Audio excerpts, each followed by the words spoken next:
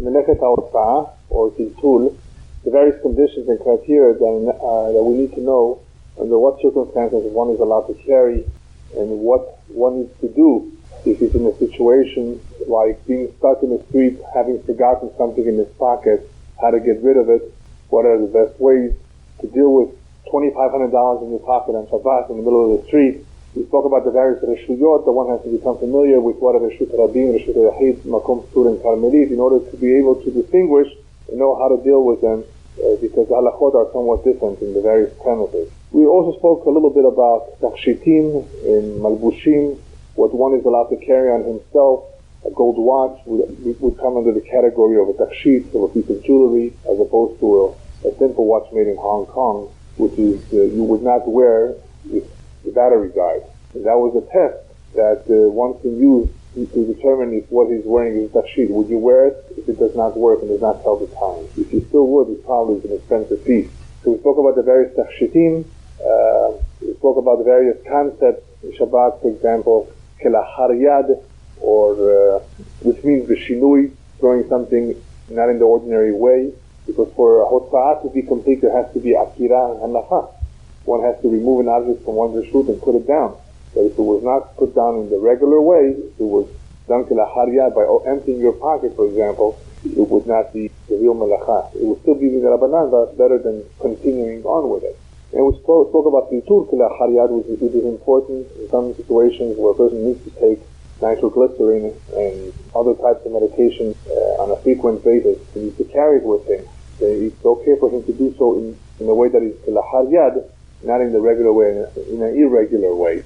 So there are quite a few halachot, quite a few concepts, and today we're going to cover pretty much the last remaining points, especially those areas that concern midrabanan, what the rabbis decreed, and some additional concepts later on that I left out from before that I want to elaborate a little bit more. So let's begin with eruv hatzerot v'shituf mevo'ot.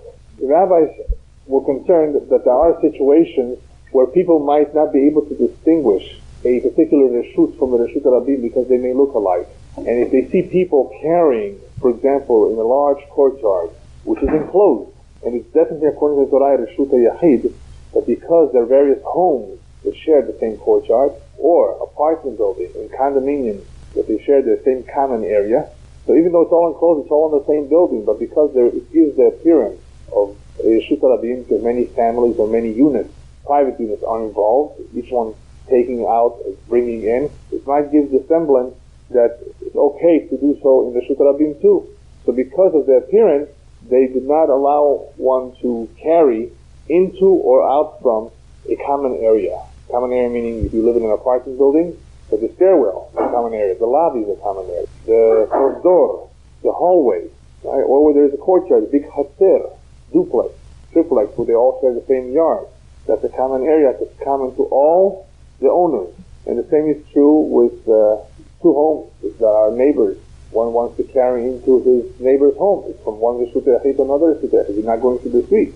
Nevertheless, because you're going from the reshut to the reshut, it may give the appearance that it's permissible in the reshut rabim, and that is why the rabbis did not allow so unless you do something to make it visible that this is not in the reshut rabim. You make a form of eruv.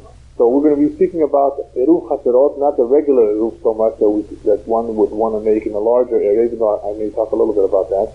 But the eruv that we're going to talk about now is called eruv hatzerot or shituf mevo'ot, which means to assemble, le'arev, to gather all the people, the inhabitants of that hatzer, of that area, and make them one family unit. Yes. In the common area, anything that was there before Shabbat, so that you can move them in the common area, but you cannot take it from the common area into your house or from your house into the common area. Outside in the yard, you can move things around. The prohibition of the gezerah here was only from the house to the yard, from the yard to the house. Right, midrabanan, or from the stairwell to the house, and so forth. So people living in New York and Israel, any places where there's a lot of common area, need to be familiar with these halachot. Yeah. Sure. And so later on, whoever has any questions, I'll talk a little bit again about the various situations of how you can carry certain things. For example, a feather in a hat. It's part of the hat, right? No problem. That is the way it's worn.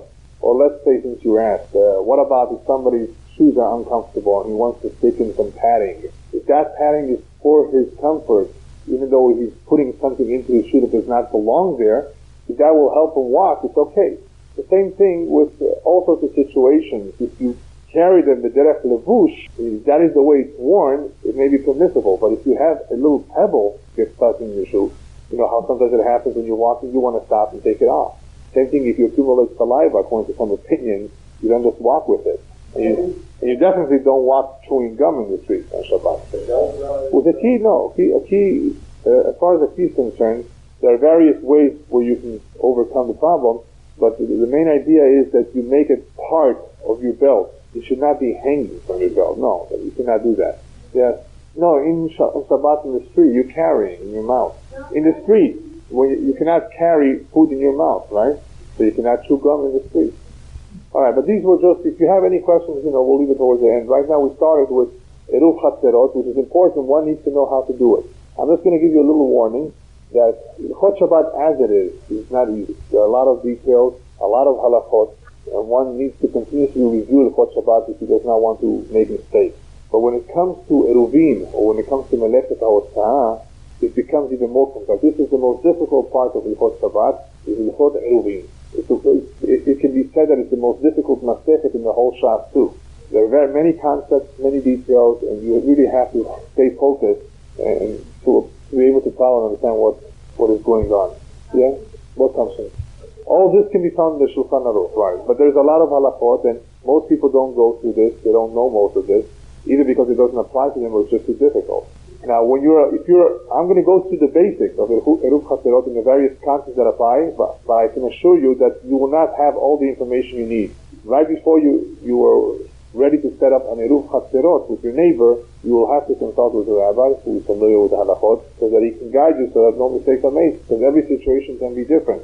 So we're going to go through the general outline of what's involved and what needs to be done and what one needs to be aware of when he has or when he lives in an area where there's common area, condominiums and apartment buildings. So we spoke about the fact that the Chachamim said that you cannot carry from the yard to the house, from the stairway to the home, because it may give the appearance that it's like a Reshut Rabim, because there's various Reshuyot, there are various private homes involved. So each one is carrying from one to another, so why can't I carry across the street? So because of that, Chachamim said, you know what? You can't do so, you can't carry in such a manner unless you make an Eruv Chatzerot, and Shittis Mevo'ot. Mevo'ot is a larger area, which comprises many chatzerot sharing the same mavoi. That's called shituf mavot. And the rabbi said you can make a tikkun, you can fix up the problem by making an eruv chatzer. What's involved in eruv chatzerot? Basically, is gathering a little bit of food from every single neighbor.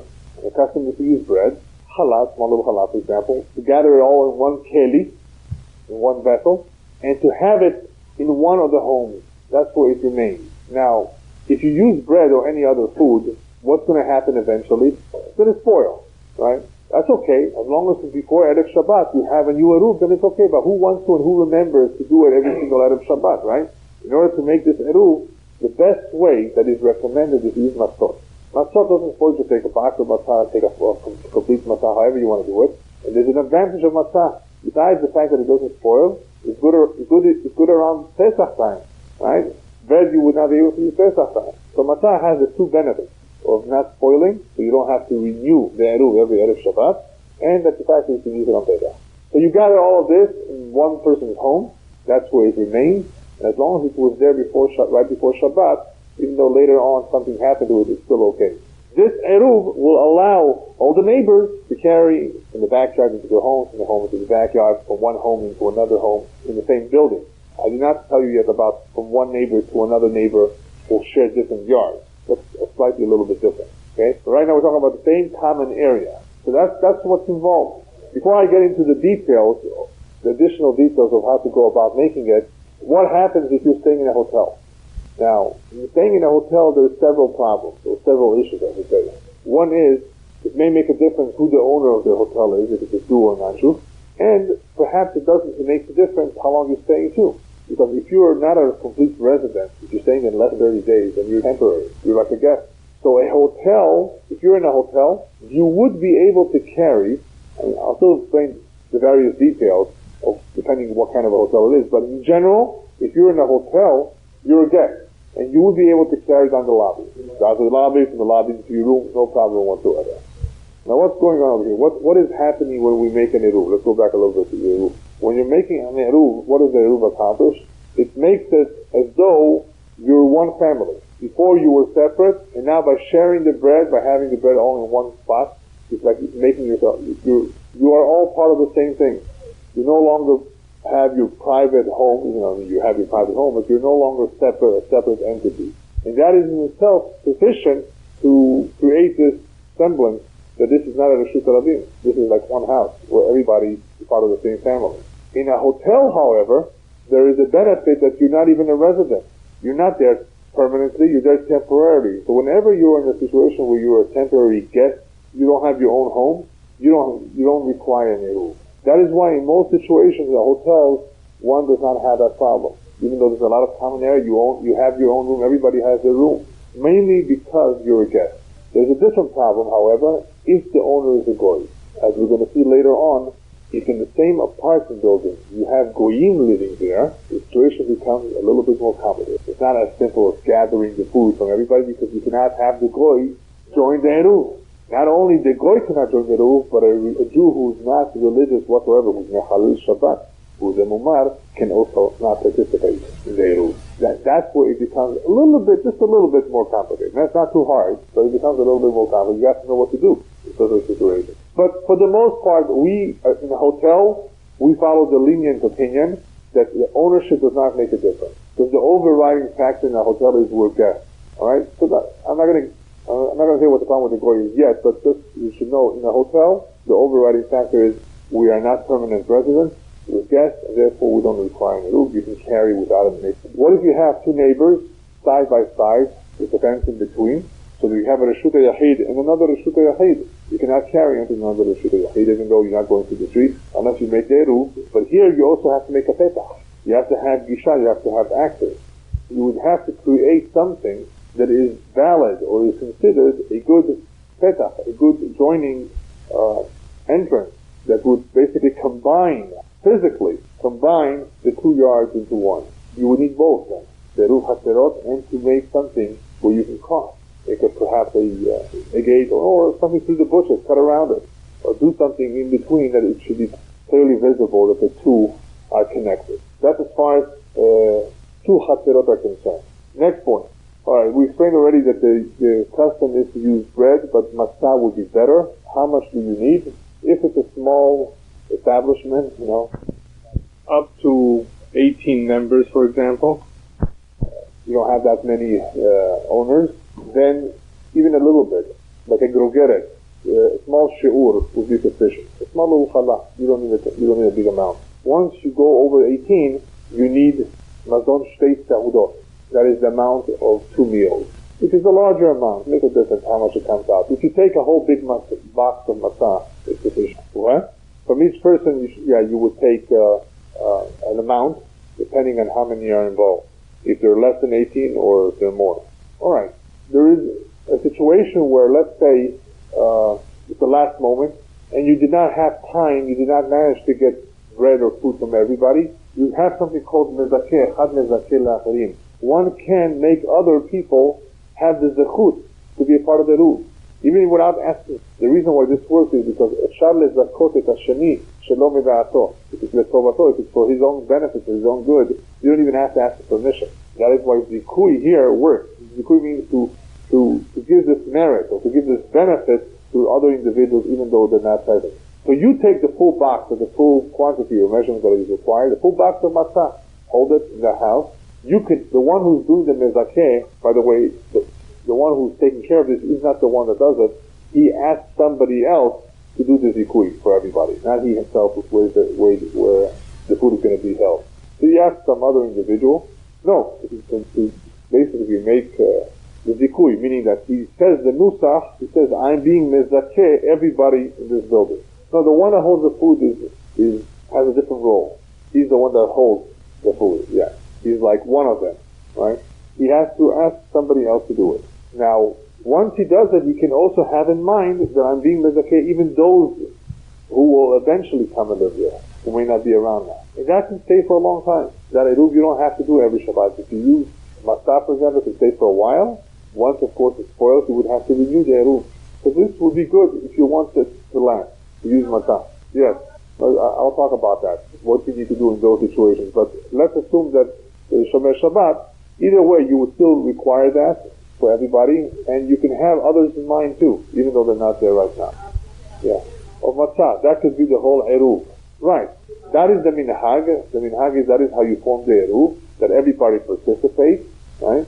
It's all in one keli, in one home. It's decided in whose home it's going to be, and that's it. But in case it was the last moment, we did not manage to get something from everybody, one can be mezakeh others without their participation, and he voluntarily supplies the food. That's okay.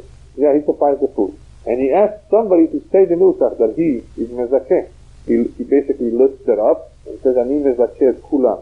Ani mezakeh everybody in this building with the mitzvah of eruv. That's the way it works. There is a beracha that is said al mitzvah eruv, and there is a nusach that is said that with this eruv it should be mutar to carry from the various chatzerot, from the chatzer to the home, from the home to the chatzer. Very similar to the nusach that you may have said when you make eruv tafshilin, that by this eruv it should be permissible for me to bake or to cook on Yom Tov, which is right before Shabbat, right? Because you're cooking for Shabbat, there's no way to cook on Shabbat, right? So how are you going to cook Friday? You can't cook ordinarily from one day to another. But to eruv tafshilin, that is permissible. No, it doesn't have to be egg and matzah. It's just customary to use a bread and egg, which eventually you will eat. So that's the sheep. You will perform another mitzvah with that mitzvah. You can use any food. Any food is fine. It's customarily what they use bread, and as far as bread is concerned, matzah is the best because it lasts.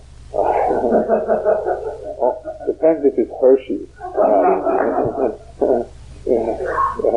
Food that is edible, that meets the amounts that are required depending on the number of neighbors. Okay, so the bracha is made and you're all set. That's the whole idea behind the mitzvah of eruv chaterot. Shituf mevo'ot, I just briefly put it down there. It's something that is not very common today, except if you make an eruv in a big city. In a big city, even though you've accomplished this great thing of making an eruv, a kosher eruv in a city, you still need to do the rest. You still need to make the eruv chaterot shituf mevo'ot within the city. That is totally independent of the eruv itself. The eruv is just to give the appearance that the city is enclosed. The eruv is instead of mechitot, instead of partitions. We're enclosing the city. Then we have this additional idea of midrabanan, of eruv chaterot or shituf mevo'ot, that it should not give the appearance that we're carrying from the Rishut Rabin to Rishut Yachid. Yeah, to one home. That's where it will remain. No, it has nothing to do with eating there. He stores it, he holds on to it. Now, in a kibbutz, for example, since everybody eats from the same dining room in the same place, right? That would be like one family. That would be even better. Yeah, you wouldn't have the same problem. But if you all have private homes where everybody eats by himself, like in a normal situation, you have to pitch in, right? Put some food in one place, in one keli. That's where it remains. Make the beracha. And that is just a heker, that there is an eruv in this building, in this chatzer. That's all. Just so people should not be confused that it's okay to take from reshut to reshut, because then they will say, I can take from this house across the street to another house. But that's reshut rabin. Here it was permissible because it's all enclosed. So people might get confused.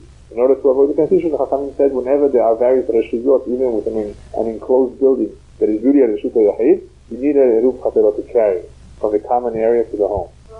From one home to the other home, as long as it's within an enclosed area. Right. If you from chatzer lechatzer, you also need to open up. Right. And that's next. Yeah. Right. So now we have an idea of how eruv chaterot works, but sometimes there's complications. And that is when you're dealing with a non-religious Jew who does not believe in eruvin, who can therefore not be used for this purpose, or when you have goyim. The rabbis tell us that whenever a goy is living in the building, and there's more than one Jew living in that building, eruv is not sufficient. You still need the eruv for the Jews, but the eruv doesn't work for the goy. The reason the rabbis gave an additional hurdle here with goy is because they wanted to discourage us from living among goyim. If we make it a little bit difficult for their family, they won't go and live amongst goyim. The rabbis did not want the Jews to live amongst goyim. for all sorts of reasons. So they said, if it's only one Jew in an entire part of the building where everybody is going, there's no decree. He doesn't need to do anything. Because one can happen, but it's not so common. But when you have 2, 3 moving into a non-Jewish neighborhood where there's going in that building, they say, wait a minute, we don't want this. We don't want to encourage this. We're going to require something else. Since the goy cannot participate in the eruv itself, we're going to require something called chirut. I'm skipping over before. I'll get back to that. We're going to require chirut. Chirut means to rent space. We need to rent his space. We need to give the goy some money and ask him, will you rent us your interest in this common area? For $1, whatever, something symbolic. That's called chirut. Chirut reshut hagoy. That needs to be done when there are goyim in an apartment building where there are several Jews, and those Jews want to carry, from the common area to their homes. They don't want to carry, they don't do anything. No. If you want to carry all over the place, you have to approach all the goyim. Or the main manager, if he has a certain amount of responsibilities and interest in the building, you can approach him too. Or approach every single neighbor and rent for a symbolic amount his interest in their reshut. That is the way that the rabbi said would be permissible then to carry in this common area, from the common area into one's home. So that is an additional requirement because there's a goy involved. Only if there's more than one Jew. Same thing with the mumar. No, eruv you still need for the Jews. The chirut is additional requirement for the goy. The same is true with mumar. Mumar is a non-religious Jew, totally non-religious, doesn't believe in anything. The eruv would not be sufficient for him. He's considered like a goy in some ways. You would need chirut from him too. What? And he wouldn't know anyway, don't worry about it. Just tell him that, we need your permission. Embarrassing? Well, let him learn the lesson for the non-religious individual man. Yes. No, it doesn't work like that. Okay, another concept is called bitul. It is possible for somebody not to be involved or participate in the eruv and saying, you know what, I need a vatel tarishut. This is not with goyim, this is with Jews. I'm no makbid, I mean vatel. In other words, I let go of my share. No, I don't mind if you use it. This is usually done when somebody, for example, forgets to participate in an eruv. Somehow one says, you know what, I need a vatel. I don't want to participate in this. I need a vatel tarishut. Then that would work as well. The third one is the most interesting one. The third concept is called Hisat Yad HaBa'alim. It's the owner of the building. That's what we're talking about, renters here, not condominiums. And the owner of the building is Jewish, and he has in every apartment building that he rents out his appliances, heavy objects, refrigerators, stoves, ovens, or other things that are mukti in Shabbat. You don't have to make an eruv today, because then everybody is his guest. Since he has a Hisat Yad, he has, in other words, some interest, something to hold on to in every single unit. They're like his guests. In other words, he's there. He's in every unit. Something of his is in every unit. Then they don't have to make an eruv today. Not every apartment building is rented with appliances, right? So if the owner is Jewish and he has that kind of a situation where he has something heavy or something muktzah that is not movable on Shabbat in every unit, then you don't need an eruv today. Even muktzah or something heavy that is not movable. Yeah, like appliances. Okay, so I basically told you the basic conditions of how, why, and when you make an eruv katerot. There's a little bit additional complication when you have a goy involved. For the most part, you don't have to be concerned if it's in a hotel because we're guests. All right? And you don't require an eruv katerot. No, because you're a guest, you're not considered a permanent resident, and the Chachamim did not require of it. There was no gezerah for somebody who was just there temporarily. That's all. Okay, eruv tchumim is a whole different area. And we spoke a little bit about it in the past. It concerns going beyond the city limits. This is a very complex area, and I'm just going to briefly talk about it. Let's say you're at the edge of town, and you want to go further. Well, Shabbat you can't go more than 2,000 amot, which is about a little under 4,000 feet, or about 2/3 of a mile. Beyond that point, you can't go beyond the city more than that distance. This is applicable on Shabbat. This is applicable for people who are in bungalow colonies in the country, in the mountains on Shabbat, in a rural place, not in a city, because all you have is that distance from where you start. If you want to take a walk after dinner, that's as far as you can go. And if you went beyond that, you can't come back. It's going to become complicated. You won't be able to come back to your home if you went beyond the limit. Now, if you're in a city, and the city is 50 miles long and 50 miles wide, you can walk 50 miles, because you're still within the city. But home Shabbat is outside the city limits, when there are very, very sparsely inhabited. There's very few homes. What is that? Rural places. Let's say in a farm. You are outside. You have to say in English, in the boonies. Right? Is that the word? Yeah. Right? Where there's a home down there, there's a home a block away, they're very far apart. More than 70 amot apart.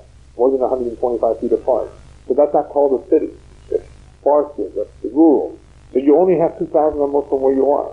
This is significant because of the fact that in case Chas v'Shalom you arrive on Shabbat by plane in different cities, that means on Shabbat you travel beyond the home. You will not be able to leave the airport. Remember we spoke about that? You will not be able to leave the airport. You'll be stuck in Shabbat in the airport. You would not be able to go home.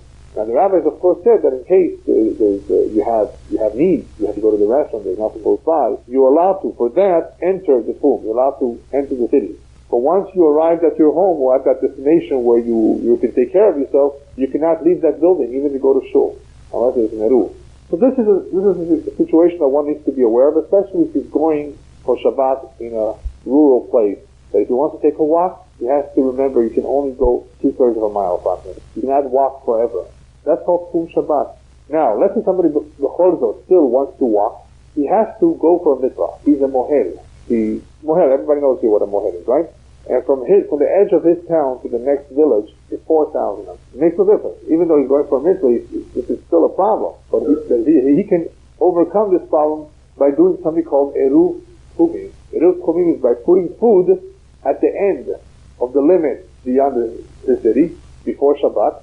So now he will have 2,000 amot from that point to the next city. If that will help him, if the Torah mitzvah, they said, okay, do it. Rabbi said, don't do it unless you need it for some good reason. This can be done. This basically says that you are koneh your shvita, your place of sitting, of resting, at that point where you put the food. 2,000 amot beyond the city.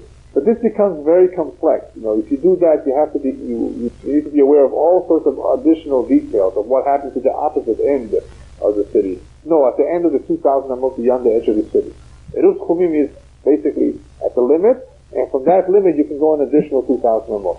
Because if you did not put that Eruv, all you will have beyond that limit is Daled Amot, your basic 6 to 8 feet that you can walk in any direction. You wouldn't have more than that. This Eruv Chumim allows one to go beyond that point an additional 2,000 amot. Just for your information, I don't know if you will ever do what? No, that stays there. Yeah. That's your way of acquiring the spot. But later you can eat it, of course. Okay, and now we have a few minutes left. We're going to talk about a little bit more in elaboration about this last 5 concepts in Hilchot Shabbat that are also complex, but are important for us to keep in mind. The first one is called Gud Asik. Gud Asik means that there are situations where we consider a certain partition to grow higher and higher, even though in reality it's only a certain height. I'll give you an example. The best typical example of Gud Asik is a platform, steps. Let's say you go up to your steps in your home, to the front door, you have steps, cement, right? And you have a key there underneath the doormat. Could you take that key and open your door? Well, it all depends what we consider that area where the steps is, right? If it's Reshut Rabim Karmanit, you cannot do that. No, but you cannot. You might be able to open the door, but you would not be able to take the key inside. That you may be able to do. Yes, that's true. But depending on what Reshut is, you may or may not want to do that.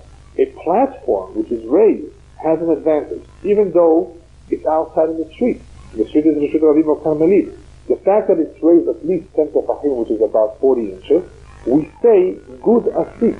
We say we make believe. Gud Asik. These are all make believe, by the way. But all these concepts are make believe partitions. We make believe that the wall of the steps continues to rise on all sides. Gud Asik means that the wall continues to go up. Yeah, in Aramaic, okay? Gud Asik means you make believe the wall continues to go up. What wall? The mechitza or the platform. So it is as though you are enclosed. So if you have a platform that is at least 4 by 4 tefachim, which is 16 inches, plus it has the 10 tefachim of gova, of height, then it's a reshut yachid. Yeah, of course, yeah. 4 by 4 tefachim, right? Then we make believe that the mechitzot, even though it's open, you don't have any walls surrounding you, all you're doing is you're sitting on a platform. Steps. You're not enclosed, no. We assume, that the walls, imagine this is the wall, so this is the platform, they continue to rise. So they enclose you. And and that's perfect to shoot a yachid, and you can put something there, carry something from there into the house, and from the house into that point. So here's a situation where there's no roof over you. There's no walls around you, which would add additional benefit. All you have is a platform. But you say good asik. Another situation is, let's think of another situation. Well, the roof. You're on top of your roof. Can you carry on top of your roof? There's no walls. Remember that? There are no walls around you. What do you have? Even though you're on top of your house, you have inside these Rishut. But what about on top of the roof? So we said that as long as the roof does not extend itself beyond the edge of the walls, then we say good asik. We make believe that the walls of the house continue to rise and you are enclosed by partition. The good asik basically says the partitions continue to rise. We make believe they do, and it's sufficient. And you're on top of the roof, you're in the Rishut Yachid because of this concept. No, we know that. We have, that's our tradition. This works. This works. It's not a lenient. It works like that. This make-believe is a real make-believe. In other words, it's as though it would be there, even though there's nothing there around you. You're on top of your roof. There's nothing surrounding you. Good ahit is the opposite of good asik. Ahit means to go down. If you have a wall or something, it does not go down all the way. If it's within 3 tefachim, 12 inches, we make believe the whole thing has come down. These are in situations where you have a hanging partition or a hanging wall where it's not completely enclosed to the bottom. And this is somewhat similar to another concept which I did not put down over here. I forgot to write it down. Might as well write it down so I don't forget. And that's called lavud, which we spoke about a couple weeks ago. Lavud basically means that if you have a fence where the horizontal or vertical slats, I think they're called, or pieces of wood, are wide apart, but they're within 3 tefachim of each other, we consider it a good mechitza. Lavud means that we consider as though it's closed. Less than 3 tefachim between the slots, whether you have this kind of slot, you have less than 3 tefachim between each of them, or if you have, like in the farm, right, you have it this way. You've got a good mechitza running horizontally between each one of this and between the last one and the bottom. There cannot be more than 3 tefachim. Then we say lavud. If it's less than 3 tefachim, we say lavud. In other words, it's completely enclosed and it's okay. Then you have something called stachim. Stachim are openings. We spoke about the fact that in the Oraita it's okay to have 3 mechitzot, 3 walls. But in the Rabbanan you need a 4th one, or you need something on the 4th side. It's okay to have openings. We have windows, we have doors, right? It's okay. Even though they're not partitions, even though it opens up, and we lose a little bit of the solid space, it's okay as long as you don't have a very big pirsa. A big pirsa, a big opening, which is more than 10 amot, or between 18 and 20 feet, is too wide. It appears as the whole thing is broken, it's not enclosed because of the size. Then you need to do something about it. So, anybody that has a tremendous big gate that opens up, and it's more than 10 amot, if you want to carry in that area, the gate has to be closed at that time, because that's too large of an opening. Openings is okay to have openings, because you have so much wall. But if that opening is more than 10 amot, it's a big pirsa, it needs a tikkun. Something has to be done to fix it. So if you have a gate, you just close it. If you don't have a gate, you have to fix it. That leads us to the next concept of parut merubeh ala omed. You may have a big enclosure, but there's a lot of openings. And the openings are much greater, the open space is much greater than the closed space. That's no good. If you want to use walls, surround an area with mechitot, you have to have at least 50-50. Open space, 50-50, closed space. There's only one situation where you can have more open space and still be kasher, and that's a chain link fence. I'm not a good artist, but yeah. Let me do it one second. Okay, let's say you have a chain link fence. If you look at it, what do you see? There's much more open space than closed space. Then why can't we use it? Why is it good? Because of lavud. Remember of lavud? Here you have a lavud in every one of them. They're very small space. It's like it's all sealed, it's all closed up. Only because of that. You cannot have more open space than closed space.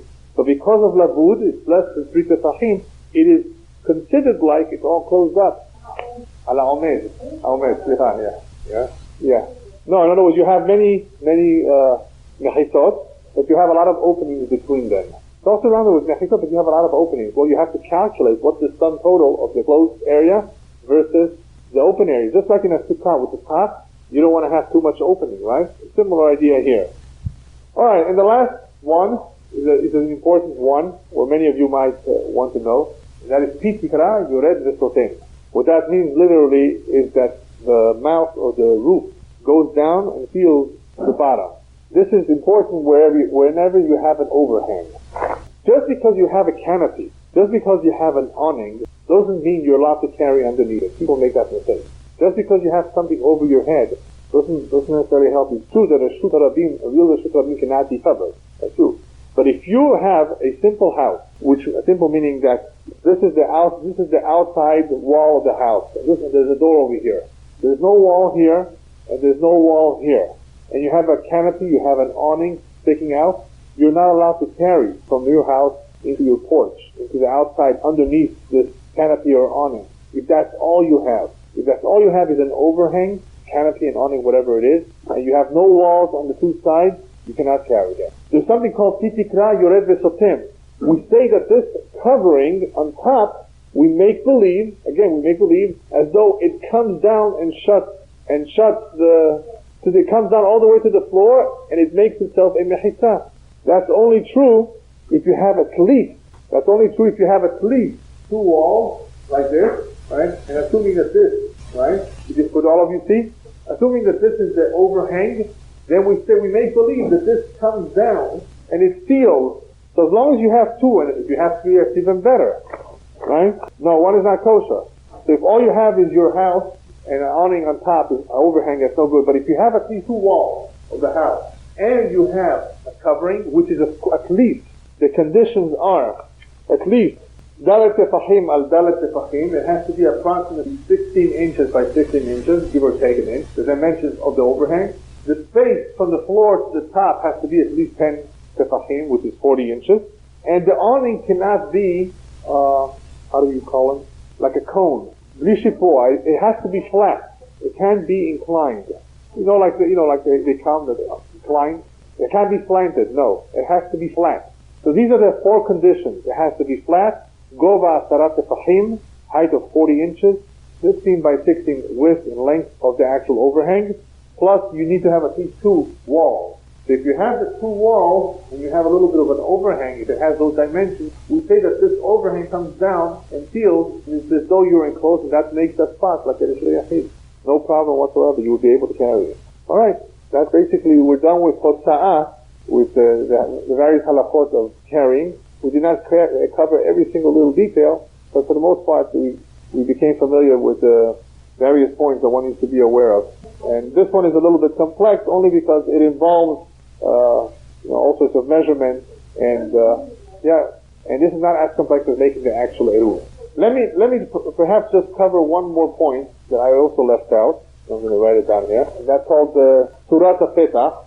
One more. Surat HaPetach is another important point. If you ever want to know how to make an eruv, this is what you need to know, is about Surat HaPetach. Surat HaPetach means the shape of a door frame. One of the ways to make eruvin, not in the Reshut Rabim, in the Carmelit, let's say you have a camp and you want to enclose it. You don't have walls and cement. You can enclose it with Surat HaPetach.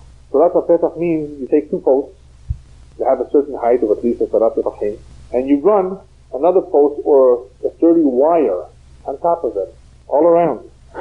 One more drawing. No? Yeah. Alright. Basically what's involved, okay, let's take this room. Maybe here in the room you will be able to notice it a little bit better. Imagine that this blue curtain here reached the floor. Okay, but in reality it was not a piece of cloth, it was wood. And it went up to here, and same thing was on all sides. And you ran a wire, a sturdy wire on top of it. Not along the side of it, but on top of it. Even if it's not reaching the bottom of it, as long as it's aligned on top of it, it's okay. And you did that all around to enclose an area, which is Surat HaPetach, which is basically the shape of a door, that would allow you to carry within that area. So that is the simple type of eruv. A real good eruv is, of course, when you have walls, when you have mechitzot, when you have partitions. And when you have a Reshut Rabim, it becomes more complex how to make an eruv. You can't use that in a Reshut Rabim. But Surat HaPetach is a good fix, a good tikkun for situations where you have three walls and all you need to do is enclose the fourth wall. You don't have to put a whole wall. You can put a Surat HaPetach. So let's say for yourself. Oh, again, you're going to consult with somebody before you do that. You're not going to just do it yourself. You want to make a tikkun for your fourth wall. You don't want to put up a whole fourth wall. So there's various things you can do. One of them, one of the easiest ones actually, is Surat HaPetach. On the fourth wall, the way to enclose it, make believe as though there is a real mechitza, because that's what this is. It's make believe you have a mechitza, partition. Is by putting this post with it has to be a certain height, and it has to be sturdy, strong, and you put even a sturdy wire on top of them, running on top, not by the side. And you want to make sure that it's sturdy and strong, and you want to check it every Shabbat. The whole perimeter of that camp, of that area that you're enclosing. Right. So you can attach a wood to a telephone pole or to something else. You can't use telephone wires because they run on the side, not on top. Or at least 40 tefachim. I'm sorry, 40 inches. Sarat tefachim. Yeah. Yeah. Obviously you usually need a little bit more. Why? Because you would need to have it a little bit higher. But the wood itself would have to be at least a sarat tefachim 40 inches. So this Surat HaPetach is one of the ways we make tikkunim whenever you have a wall that is broken and you need to repair it, you need to fix it. No, you would need to put them in. You would need to put something. Let's say you have 3 walls, you would go to the 2 sides of the wall, and you would put something, you would attach one piece, with nails, that it's going to be there, permanent, take it to the other side, then run a wire, sturdy, strong wire on top. It has to be directly aligned, or directly sitting on top of these wood, and that would be a Surat HaPetach. Can you what? Yeah, you can use a tree. Yeah, you would be able to attach something to the tree. Exactly. Depending on the tree, you would have to put something next to it that would make it a little bit easier for you to run this wire. And that would be a Surat HaPetach. Okay. Any questions? Otherwise, yeah. Right now, the roof here that we have here, at this moment, is not sufficient, according to many opinions. We don't rely on that. No, especially for Sephardim. But even for some Ashkenazim, yeah. Oh, you have a tremendous distance. You can walk from Long Beach to Porter's Ranch.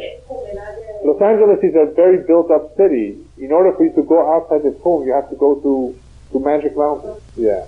Okay. So we'll see you at Hashem next week. About two more weeks of Shabbat.